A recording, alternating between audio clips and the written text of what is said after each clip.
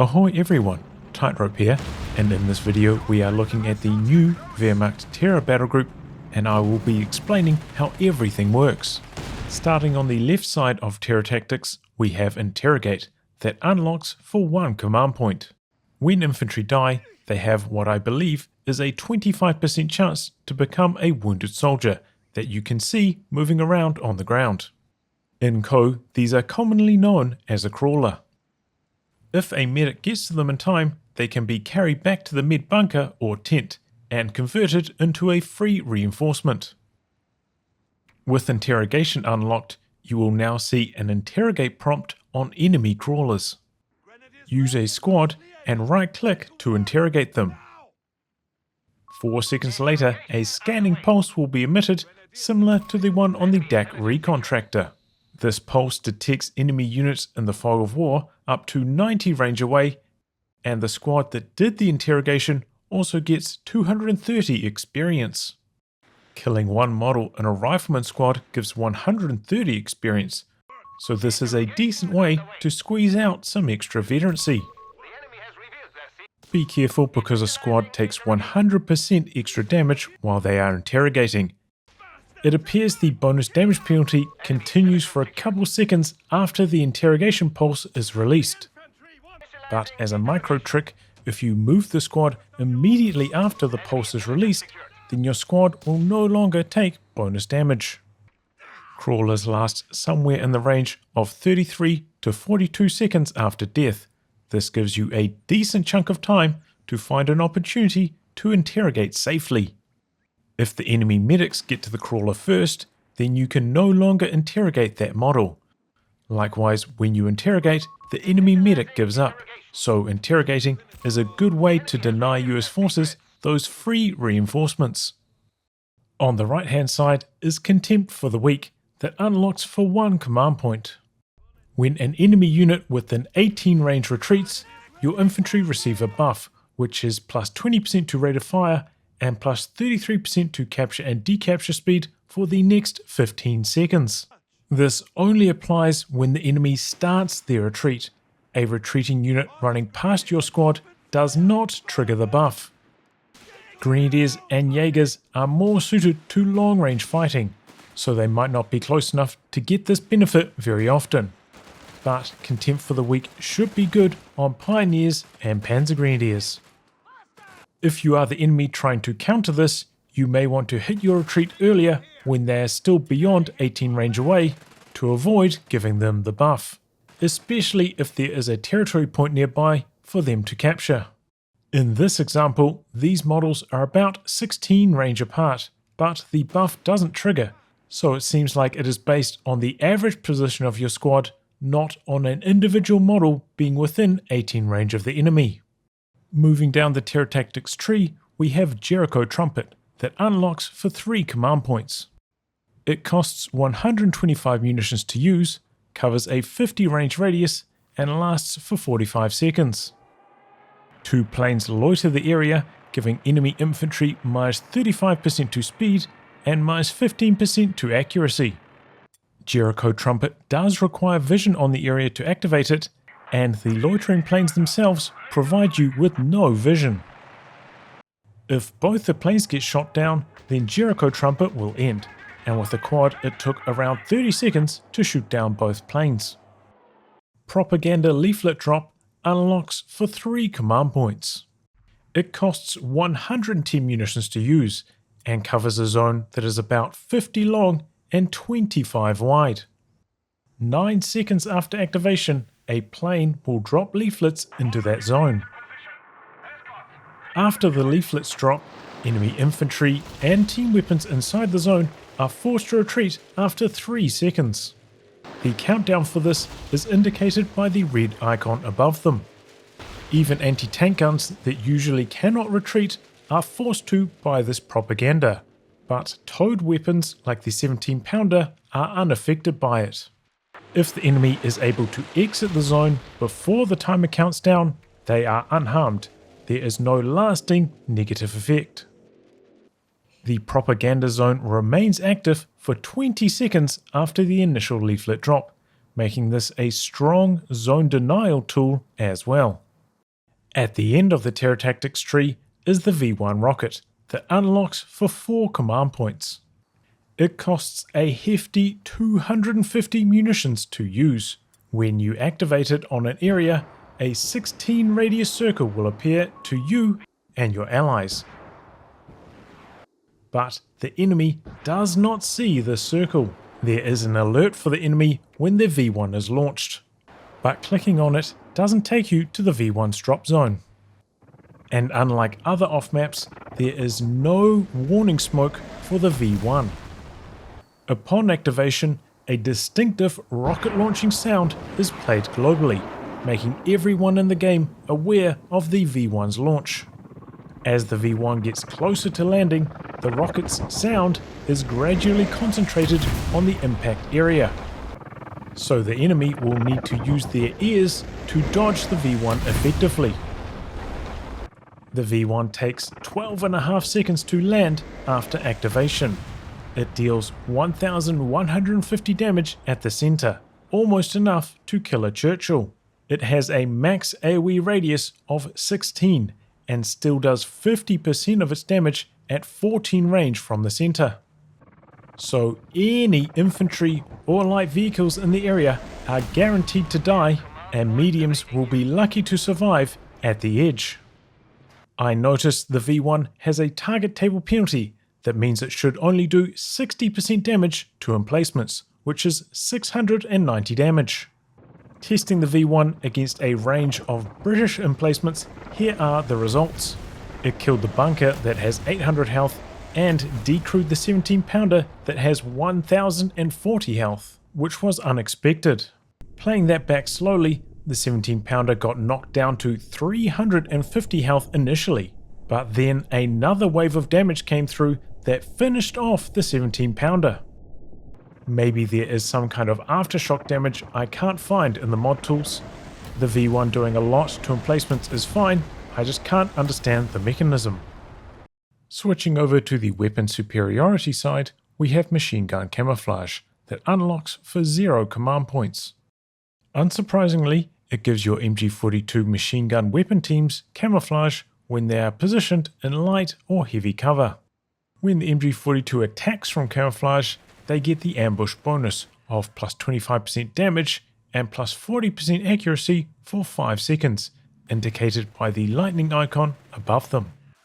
The camouflage is automatically added to your machine guns for free when you unlock this option, unlike in Code 2 where you had to pay munitions on the machine gun itself to unlock it. The MG can move around in cover and remain camouflaged. The camouflage lasts for 4 seconds upon exiting cover, which means they can run about 17 range before getting revealed. This could allow you to creep along cover, then set up and catch the enemy unaware. For this, I would suggest using hold fire like you would on a sniper. Though in a new change introduced in this 2.0 patch, the crew members of a currently camouflaged heavy weapon team won't attack enemies that are in range. This makes the use of hold fire unnecessary in most situations, and camouflaged team weapons much easier to use. The camouflaged MG will get revealed by a standard unit 12.5 range away, or by a detector unit like a scout 25 range away. If an enemy approaches from a different angle, since the detection range is so low, you could even get the chance to reposition and then fire at the enemy, converting their flank into a winning fight for you instead. You simply right-click to target the enemy, and even with this command, the crew members won't attack until the main gun does. This makes camouflaged machine guns very easy to use. Machine gun camouflage also applies to the MG34 and Vickers, but not to either of the US Forces machine guns. On the right side is Heavy Gunnery that unlocks for 1 command point. When unlocked, you can use the Heavy Gunnery ability on a selected vehicle for 30 munitions. This causes the machine guns on the vehicle to deal suppression for a 30-second duration. Heavy Gunnery can only be activated on 1 vehicle at a time and shares a global cooldown of 60 seconds. Here is the roster of vehicles that heavy gunnery can be activated on. Be aware the Stug needs its pintle upgrade to be able to use heavy gunnery. Heavy gunnery applies to every machine gun that is on the vehicle, so getting the pintle upgrade is recommended. Also face the hull gun that is on the front of the tank towards the enemy to deal maximum suppression. As you can see in this test, these two steps will make a massive difference in the amount of time required to suppress an enemy. Alternatively, if you want to keep multiple squads suppressed, say after a machine gun has retreated, you could point the hull machine gun towards one and target the other with right click, which means they will be shot at by the coaxial and pintle. You would expect a tank with 3 machine guns, like a pintle upgraded Panzer IV or King Tiger, to deal the most amount of suppression from the sheer amount of bullets they are spitting out. But that isn't the case. Relic seems to have tuned the ability on each vehicle. Looking at the time required to pin a squad with heavy gunnery active, going from best to worst. The 221 took 21.1 seconds, the 251 half-track took 22.7 seconds, the King Tiger took 26.2 seconds, the P4 took 28 seconds, and the Stug was unable to pin before the ability timed out. As a point of comparison, the MG42 received a suppression buff this patch, and it took 9.5 seconds to pin in the same scenario. If the enemy is blobbing, it does appear you can suppress more than one squad at a time, even after giving an attack command to target a specific unit inside the blob. A vehicle can suppress while moving with heavy gunnery active. Looking in the mod tools, after this patch, only the Stug's machine gun has an on-the-move penalty to burst length, so the Stug will have reduced suppression while moving. All the rest of the vehicles do just as much suppression while moving as stationary, which gives you a lot of freedom to kite things like snares with heavy gunnery active. The vehicles do still have a moving accuracy penalty, so machine guns will do less damage while moving, but not less suppression. The pintle machine guns you get from upgrading do longer duration bursts when the enemy is at long range, so they are better at suppressing from afar. However, the hull and coaxial machine guns have shorter cooldowns up close, so those are better at suppressing at point blank. The 221 has longer bursts when up close, so is better suppressing there, and the 251 has the same suppression performance at any range. Defend the Fatherland unlocks for 3 command points. It costs 75 munitions and lasts for 45 seconds. When active, squads that are weakened get a bonus to receive damage, accuracy, and rate of fire. Plus, this bonus gets stronger for each model the squad is missing. The squad needs to be positioned in friendly territory to get the bonus, but that territory does not have to be connected to your base for Defend the Fatherland to work. The maximum bonus doesn't occur until they're down to 1 model, whether that be on a 3-man squad like the Pioneer or a 6-man squad like the Grenadier. At 1 model, the squad gets a 75% reduction on received damage and 50% more accuracy and rate of fire. When the Grenadiers are at 2 out of 6 models, they take 5 damage from a 12 damage shot, about a 60% reduction in damage. This shows linear scaling of 15% damage reduction per model lost, compared to a 3-man squad like the Pioneer that gets 37.5% damage reduction per model lost, to also reach 75% when down to 1 model. Defend the Fatherland should be very good on slot weapon wielding units, like Jaegers upgraded with the Shrek or Scope rifles, and Stoßtruppen. This is because a large proportion of the squad's total damage is from that slot weapon, meaning at low model counts they will be very effective with this buff.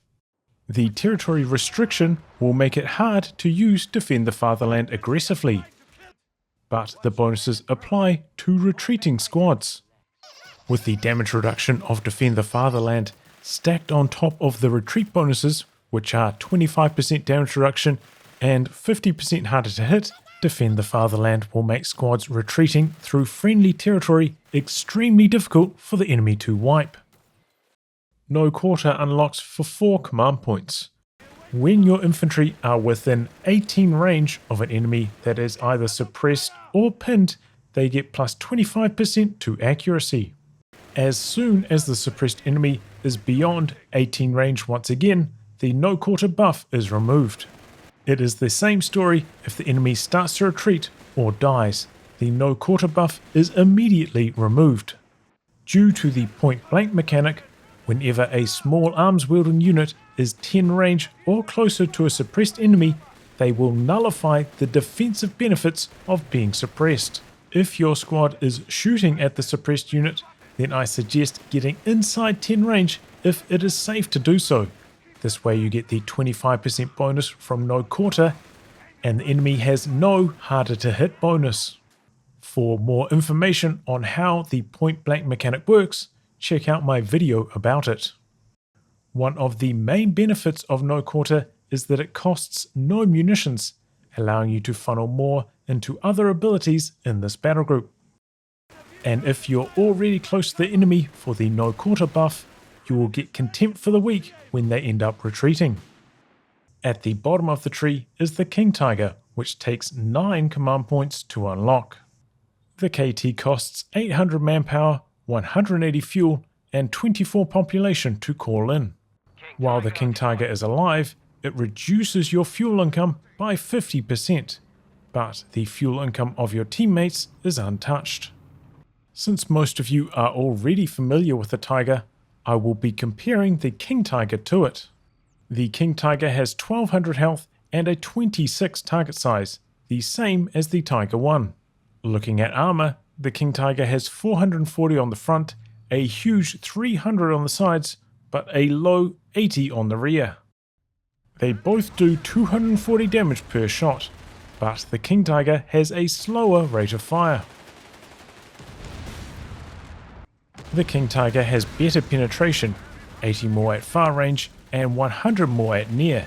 Combined up with the King Tiger's high frontal armor, this will make it better in head-to-head fights against other heavy tanks.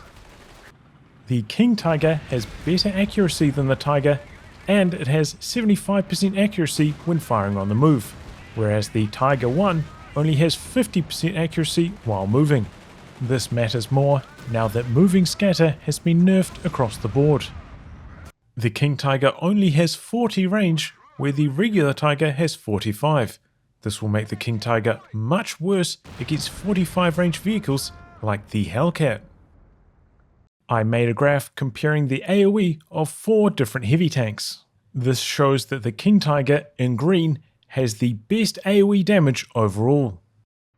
When a tank's main gun misses, the shot scatters, and scatter is usually what dictates how often a tank hits infantry with its main gun.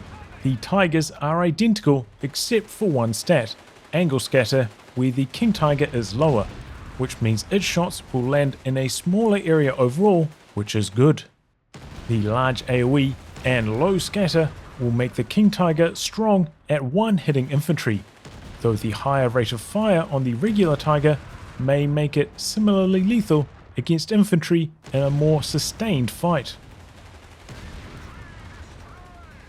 But there's a catch. The King Tiger has very bad movement stats, achingly slow acceleration, slow top speed, and a bad pivot rate.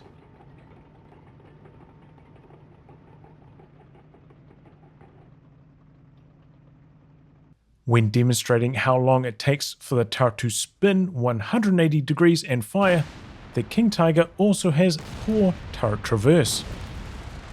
The low rear armor and relatively large rear armor hitbox combined up with all of these slow movement stats, and this 2.0 patch added a 33% damage bonus to shots received on the rear armor. This is a big problem for the King Tiger's poor mobility. Make sure to prevent flanks on it with lots of mines and Panzerfausts. The King Tiger's Vet 1 ability is Armored Spearhead. This is a passive that means the King Tiger takes 25% less damage on frontal armor hits, handy to have against high penetration weapons like the 17-pounder or Archer. And at Vet 3, the 25% damage reduction is also applied to side armor hits, though I hear this is bugged at the moment.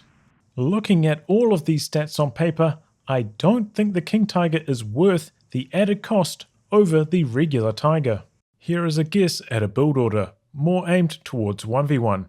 The goal is to make heavy use of the Camouflage machine guns and rush the King Tiger.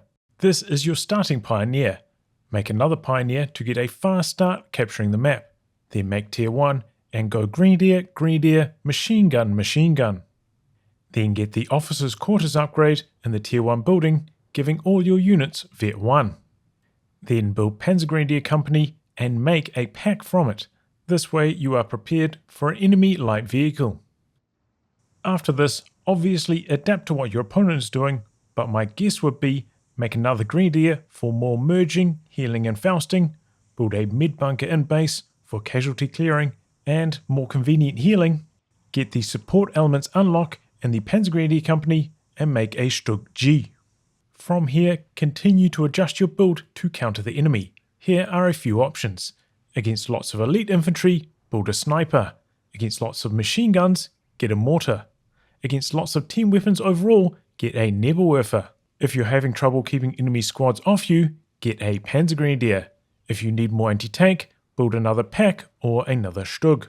You may also want to tick Officers' Quarters in the Panzergrenadier Company to get point-blank blast on the Stug, which really beefs it up against infantry. And get the Camouflage on your anti-tank guns, which could catch the enemy by surprise. From here, stall for the King Tiger and make sure to plant lots of mines since you don't have much to spend your munitions on pre-King Tiger arrival. Here is the order you should unlock the abilities in the battle group to support this build. Start out with Camouflage machine guns, then go to Defend the Fatherland simply because it is one command point cheaper, then the King Tiger since we want this out as early as possible. On the other side of the tree, go with Interrogate since we generally have units that will be fighting at longer range and we won't be able to get much benefit from Contempt for the Weak. Though, if you are happy to delay the King Tiger by one command point, you could go for the No Quarter and Contempt for the Weak combo instead. Propaganda Leaflet, which can help clear the way for the King Tiger, and finally the V1 rocket. Once the King Tiger is out and your fuel income is low, you could side tick to Luftwaffe Company and use Jaegers with Shreks and Martyrs since they are cheap on fuel. You could even do this side tick before the King Tiger comes out, because ticking gives you some progress on your command points. Now, some final thoughts related to Terror. With the way sound is working in Code 3 at the moment, I feel it could be too easy to mask the V1 rocket sound